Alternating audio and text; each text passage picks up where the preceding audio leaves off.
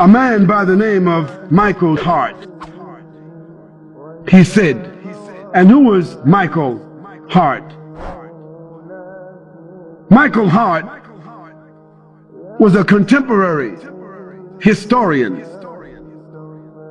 and mathematician, and he gathered other historians and biographers together, and they said, let us compile a list of the 100 most profound human beings in history. And to make a long story short, they made a category. They set up 32 different categories by which to compare and produce these 100 most great, profound human beings. And let me tell you what Michael Hart said. He said that Muhammad sallallahu alaihi wasallam, he placed him at the head of his list, and those with him could not dispute it, because categorically he earned that position. And Michael Hart said, I would have liked to choose Jesus Christ because I'm a Christian, but there were several categories that honestly I could not choose him, because Jesus Christ was not a father. Muhammad, he was. Jesus Christ was not a husband. Muhammad, he was. Jesus Christ was not a statesman. Muhammad, he was. Jesus Christ was not a warrior. Muhammad, he was. And Jesus Christ was not a ruler. Muhammad, he was. And so Michael Hart and his other collaborators, they said, the greatest human being that has impacted history and all annals of documented history, it had to be Muhammad sallallahu alaihi wasallam. And that statement you will find it in the archives of the Time magazine, of the New York Times, the magazine they put out. It's in their archives. You can read it. And in some of the bookstores here in Australia, other places, or you can go on the website and put in Michael Hart, and you will get a website. Put it into Google, and you'll get it, and you'll see the evidence there. But let me read to you what some others have said about Muhammad, the man, and his message. George Bernard Shaw said, if a man like Muhammad sallallahu alaihi wasallam were to assume the dictatorship and rulership of the modern world, he would succeed in solving its problems that would bring it much needed peace and happiness. Michael Hart said, my choice is Muhammad. To lead the list of the world's most influential persons may surprise some readers and may be questioned by others, but he was the only man in history who was supremely successful on both the religious and secular levels. And Castle's Weekly said, in little more than a year, he was actually the spiritual, nominal, and temporal ruler of Medina, with his hands on the lever that was to shake the world. Billions of Muslims all over the world throughout the last 1400 years have accepted the religious teachings of Muhammad sallallahu alaihi wasallam. And illiterate, often brought up in the harsh desert climate of Arabia, transformed a backward society into a great civilization.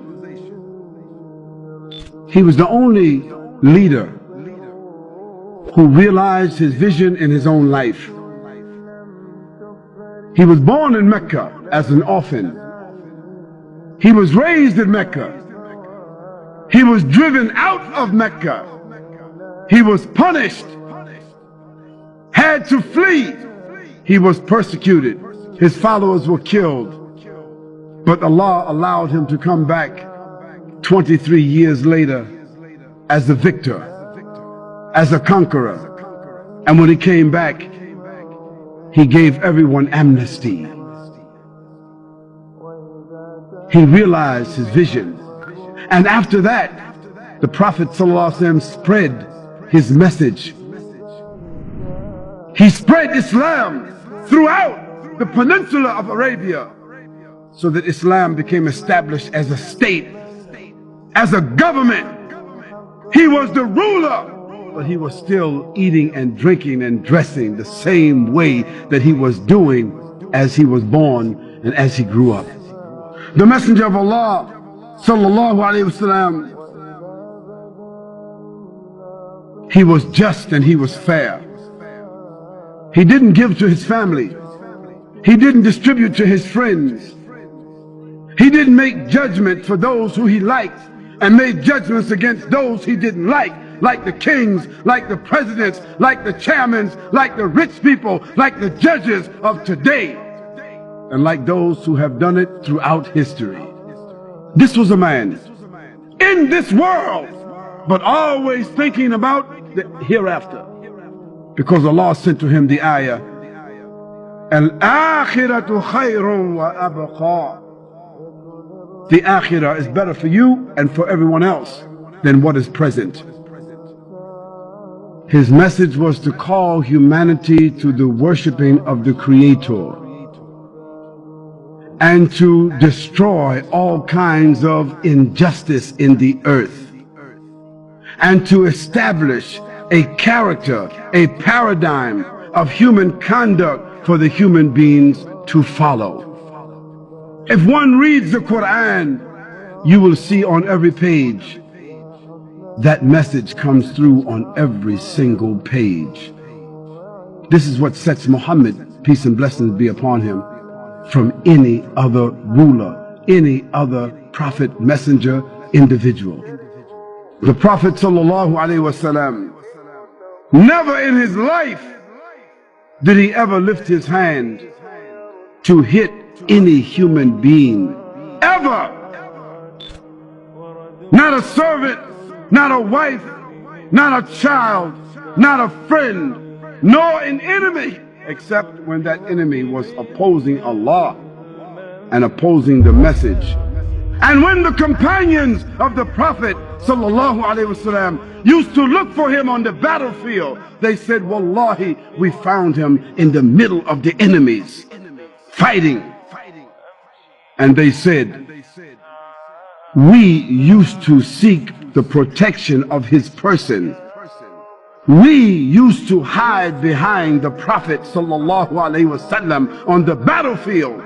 He was such a warrior and statesman on the battlefield, commanding and fighting for the way of Allah subhanahu wa ta'ala. But once he was off the battlefield, his eyes were downcast and he was speaking softly, and he was gentle, and he was warm, and he was sacred and soft and caring and crying. The Prophet ﷺ was also, during the course of that day, feeding the poor, visiting the sick, discharging the army, acting as a statesman, acting as an arbiter, talking to the people, addressing the women, giving out the zakat, sewing his clothes, washing his house, shopping for the food, doing all the things that you and I do, and at night standing in prayer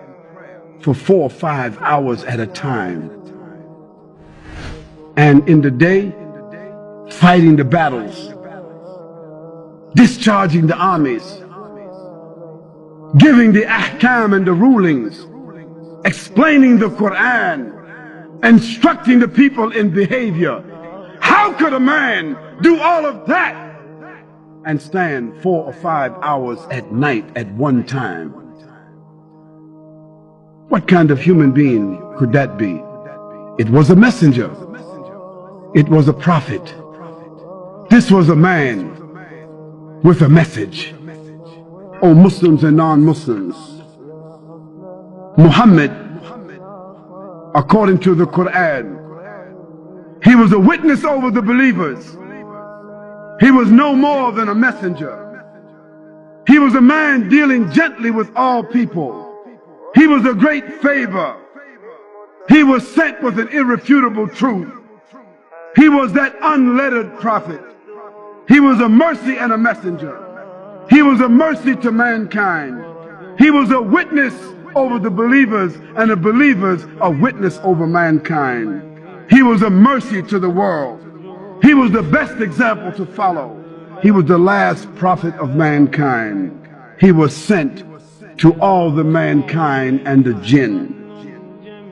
He was victorious over all systems, and he was created on an exalted standard.